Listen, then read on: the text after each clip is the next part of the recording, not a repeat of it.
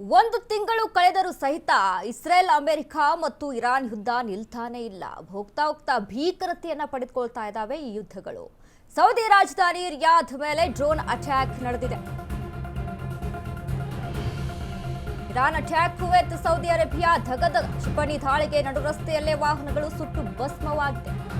Saudi ರಾಜಧಾನಿ Riyadh ಮೇಲೆ drone attack ಆಗಿದೆ. 8ಕ್ಕೂ ಹೆಚ್ಚು ಬ್ಯಾಲಿಸ್ಟಿಕ್ ಕ್ಷಿಪಣಿ ಹಾರಿಸಿರುವ ಇರಾನ್ ಇಸ್ರೇಲ್ ಪ್ರಮುಖ ನಗರ ಟೆಲ್ ಅವೀವ್ ಮೇಲೆ ದಾಳಿ. ನಾಗರಿಕರ ಗುರಿಯಾಗಿಸಿಕೊಂಡು ರಣಭೀಕರ ಅಟ್ಯಾಕ್ ಅನ್ನ ಮಾಡ್ತಾ ಇದೆ. ಡ್ರೋನ್ ದಾಳಿಯಲ್ಲಿ ಹೊತ್ತಿ ಉರಿದ ಕಾರುಗಳು, ಅಪಾರ್ಟ್ಮೆಂಟ್ ಮೇಲೂ ದಾಳಿ ನಡೆಸಿರುವ ಇರಾನ್ 5ಕ್ಕೂ ಹೆಚ್ಚು ವಸತಿ ಕಟ್ಟಡ ಗುರಿಯಾಗಿಸಿ ಅಟ್ಯಾಕ್ ಅನ್ನ ಮಾಡ್ತಾ ಇದೆ. ಟೆಲ್ ಅವೀವ್ನಲ್ಲಿ ಜನರ ಸಾವು ನೋವಿನ ಶಂಕೆ. ದುಬೈನ ತೈಲ ಘಟಕದ ಮೇಲೆ ಮತ್ತೆ ಇರಾನ್ ದಾಳಿಯನ್ನ ನಡೆಸ್ತಾ ಇದೆ. ಇರಾನ್ ಡ್ರೋನ್ ದಾಳಿಗೆ ಸರ್ಕಾರಿ ಕಟ್ಟಡಗಳ ಛಿದ್ರ ಆಗ್ತಾ ಇದೆ. Iran attack, Kuwait, Saudi Arabia ಧಗಧಗ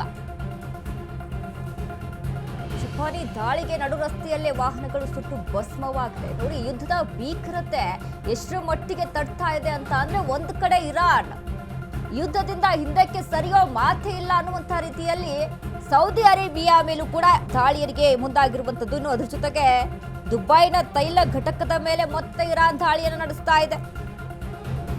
apartment ಮೇಲೂ ದಾಳಿಯನ್ನು ನಡೆಸ್ತಾ ಇರುವಂತದ್ದು. ನಾಗರಿಕರನ್ನ ಗುರಿಯಾಗಿಸಿಕೊಂಡು ದಾಳಿಗೆ ಮುಂದಾಗಿದೆ ಇರಾನ್.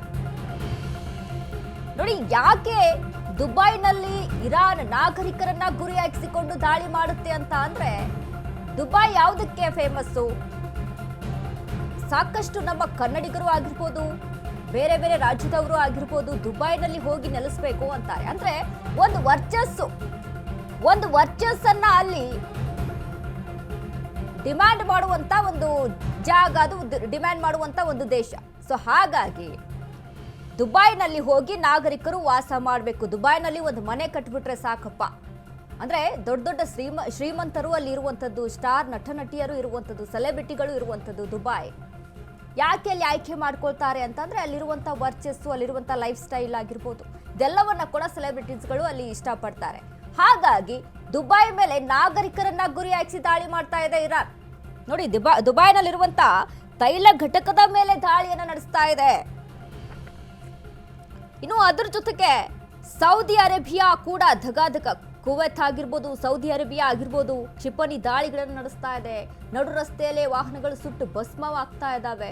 ಒಂದು ಕಡೆ ಅಮೆರಿಕ, ಸೌದಿ ಅರೇಬಿಯಾ ಮತ್ತು ಕುವೈತ್ ಆಗಿರ್ಬೋದು, ಇನ್ನಿತರ ನೆರೆಹೊರೆಯ ಪ್ರದೇಶಗಳನ್ನ, ಹಾರ್ಮುಜ್ ಜಲಸಂಧಿಯನ್ನ ಮುಕ್ತಗೊಳಿಸೋದಕ್ಕೆ, ಇರಾನ್ನಿಂದ ಮುಕ್ತಗೊಳಿಸೋದಕ್ಕೆ ಯುದ್ಧಕ್ಕೆ ಬನ್ನಿ ಅಂತ ಕರೀತು ಅಮೆರಿಕ.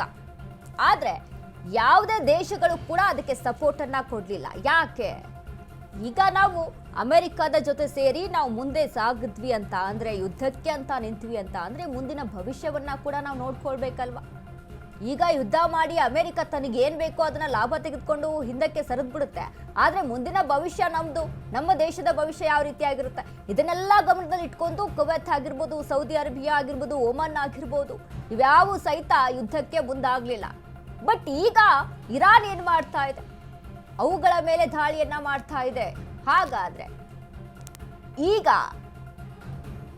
ಸದ್ಯದ ಸ್ಥಿತಿಯಲ್ಲಿ ಕುವೈತ್ ಹಾಗೂ ಸೌದಿ ಅರೇಬಿಯಾ ನಿಲುವು ಏನಿರುತ್ತೆ, ಇದೆಲ್ಲದರ ಬಗ್ಗೆ ಕೂಡ ಅಲ್ಲಿ ಗಮನ ಹರಿಸಬೇಕು. ಬಟ್ ಸದ್ಯಕ್ಕೆ ಮಾತ್ರ ಇರಾನ್ ತನ್ನ ಡ್ರೋನ್ ದಾಳಿಯನ್ನ ಮುಂದುವರಿಸ್ತಾ ಇದೆ. ಕ್ಷಿಪಣಿ ದಾಳಿಗೆ ನಡು ರಸ್ತೆಯಲ್ಲಿ ವಾಹನಗಳು ಸುಟ್ಟು ಭಸ್ಮವಾಗ್ತಾ ಇದೆ. ನಾಗರಿಕರನ್ನ ಗುರಿಯಾಗಿಸಿಕೊಂಡು ದಾಳಿಯನ್ನ ಮಾಡ್ತಾ ಇರುವಂತದ್ದು. ಇದೆಲ್ಲವನ್ನ ಕೂಡ ಗಮನದಲ್ಲಿ ಇಟ್ಕೊಂಡು ಹೋಗ್ತಾ ಹೋದ್ರೆ, ನೋಡಿ, ಯುದ್ಧದ ಭೀಕರತೆ ತುಂಬಾ ಹೆಚ್ಚಿನ ಮಟ್ಟಕ್ಕೆ ಇಲ್ಲಿ ಸಾಕ್ತಾ ಇರುವಂತದ್ದನ್ನ ನಾವು ಗಮನಿಸಬಹುದು.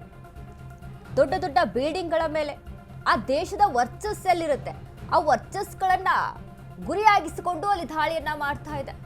ಇದೆಲ್ಲವನ್ನು ಕೂಡ ಗಮನಿಸಬೇಕಾಗುತ್ತೆ. ಸದ್ಯಕ್ಕೆ ಮಾತ್ರ ಇರಾನ್, ಸೌದಿ ಅರೇಬಿಯಾ, ಕುವೈತ್ ಆಗಿರ್ಬೋದು, ದುಬೈ ಮೇಲೆ, ದುಬೈನ ತೈಲ ಘಟಕದ ಮೇಲೆ ದಾಳಿಯನ್ನ ನಡೆಸ್ತಾ ಇದೆ.